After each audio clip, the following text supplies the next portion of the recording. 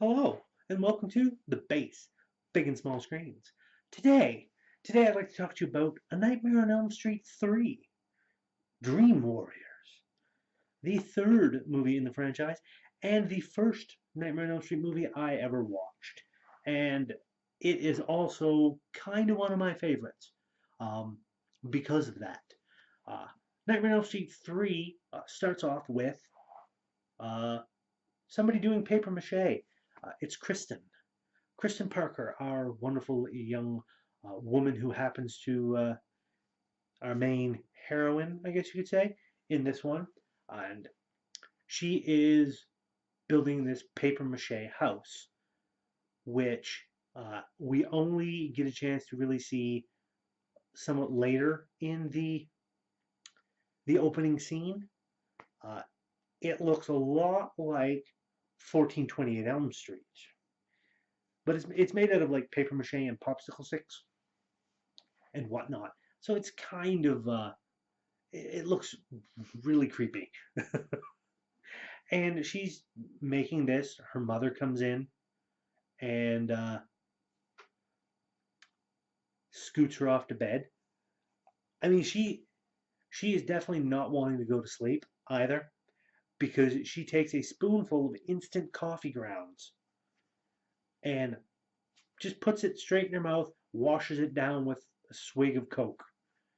And I'm like, oh, that's disgusting. So her mother comes in and ushers her off to bed. Um, She ends up, of course, falling asleep and waking up in a dream outside 1428 Elm Street and finds a little girl in a dress.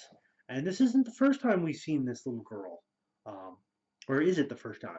I think it is the actual first time we see this girl. I'm sorry. It is because there's usually children uh, that are seen around skipping rope and whatnot, singing the nursery rhyme of 1, 2, Freddy's coming for you.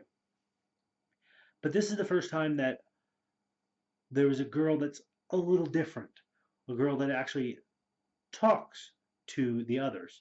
She's on a little tricycle wearing a yellow dress, and Kristen ends up talking to her and following her inside the house, uh, where she ends up tracking her downstairs and taking the little girl away as Freddy's chasing her. And she gets away. Of course, she gets away. But there is some trouble. Freddy almost gets her. She wakes up, goes to the bathroom, and when she gets to the bathroom, she goes to turn on the water faucets, and it's one of those little water faucets that's like a cross. Well, the faucet grabs her hand and basically comes up out of the. It looks like bones. The pipes look a lot like bones as it pushes her arm up, and the other faucet grows blades and comes up, and Freddy appears in the mirror, and it slashes her right across the wrist. And that's when her mother comes into the bathroom. And Kristen whirls around, and she's got a slashed wrist because Freddy cut it, but she's also holding a razor in her other hand, which goes back to what I mentioned before, how some of the deaths that Freddy keeps trying to do come across as being accidental or being suicides. And it seems to be a lot more played up on the suicide in this movie because we find out she gets taken to a psychiatric hospital that there's been a rash of teen suicides lately. And these psychiatrists at the hospital are trying to figure it out. Dr. Gordon is one of them. And there's a bunch of kids that we end up meeting. We also get to meet Max, who's played by Lawrence Fishburne. Yeah, Lawrence Fishburne was in the third Nightmare on Elm Street movie. I'd completely forgotten he was in it mostly because I didn't know him as an actor back then when I first watched it. I was only a teenager, and he hadn't been in anything major that I'd seen. I don't think The Matrix was out yet when this came out. So yeah, I had no idea who he was. He was just an actor to me. But watching now, I'm like, that's Lawrence Fishburne. So it's pretty cool. Uh, we get to see these children, and we also get to see that Nancy's back. She is the new hotshot doctor specializing in alternative dream therapy with the kids. So that's pretty cool that good old Nancy's back. We also get to meet the kids. There's, what is it, Philip, he's a sleepwalker. There is Will, who's in a wheelchair. Uh, there is, uh, can't remember her name offhand. Uh, Parker, maybe? No, I don't know. She's a blonde girl, wants to be an actress. Um, there is Joey, who doesn't talk. There's Kincaid, who talks a lot. He's a big bruiser of an African American dude. And there is Taryn.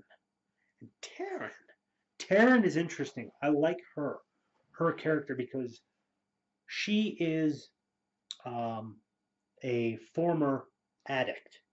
She's got track marks where she used to inject herself to get high and whatnot, but she doesn't do that anymore.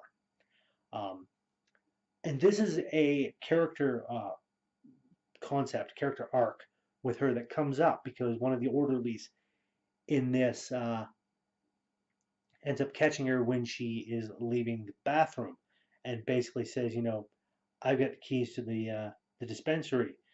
I can get you high if you want, pure medical grade. And he's like kind of tempting her, and she gets all pissed off at him about that and tells him to go screw himself, basically.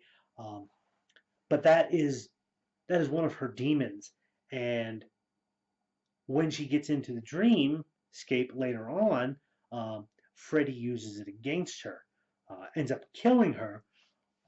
But I found that fascinating watching it again. I could always remember that scene with her uh, from way back when I watched it. It stuck with me, uh, mostly because when Freddy is like offering to his fingers turn into syringes filled with drugs, which is kind of silly, but it's what you get. It shows the track marks that were like on where she was. They were like little mouths opening and closing, and it was so creepy. It just gave me shivers back then. But it was a very interesting character arc for her. I liked that they did that. Um, but anyways, Nancy shows up, helps calm Kristen down, and starts to make friends with Dr. Gordon, even though she seems to know more than she's letting on with these kids. And she does, because as we find out, as the other characters find out, she's been through all this before. She's currently on an experimental drug to inhibit dreams called Hypnosil. I don't think that's a real drug, but welcome to the movies. So they end up there's some stuff going on. Philip, who makes puppets, ends up getting killed by Freddy in a very gruesome scene where he slices up both his arms and legs and pulls out the muscles or tendons or something and uses them like puppeteering strings to make Philip walk all the way up a tower, and then he cuts the strings so that he falls to his death. And of course, it's labeled a suicide because nobody else could see what was going on. This was all the cuts and the puppeteering was all happening in the dream, not in the real world. So again, he's doing this and making it seem like suicide, which is like as a horror element, as something for an evil boogeyman to do, makes it extremely tough for these teens to talk to anybody about it, which may be part of the point. it may be a bit of a commentary and a bit of symbolism and whatnot on it, the struggle with suicide.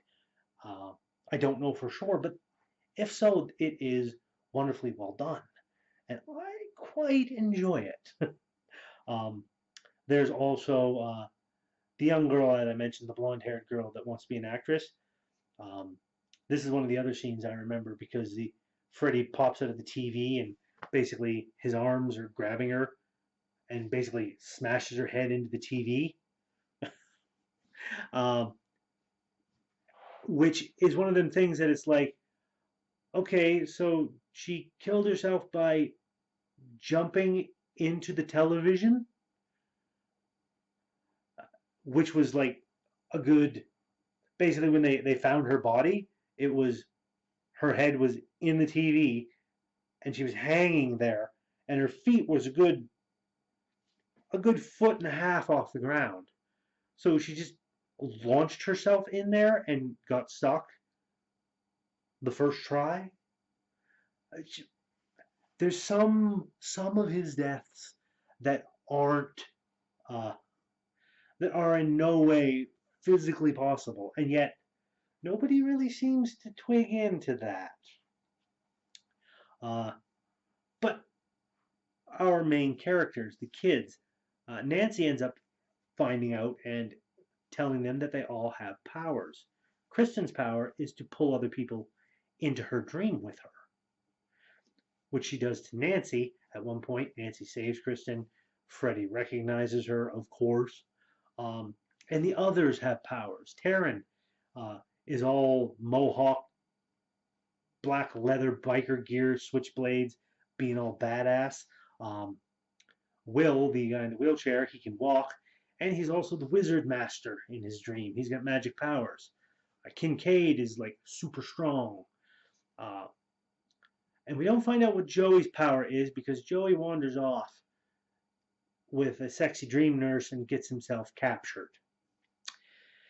Yeah, Joey. Women can be the death of him. So Freddy's captured him. There, he's in a coma. The doctors are all, both Dr. Gordon and Nancy are no longer allowed around the kids. And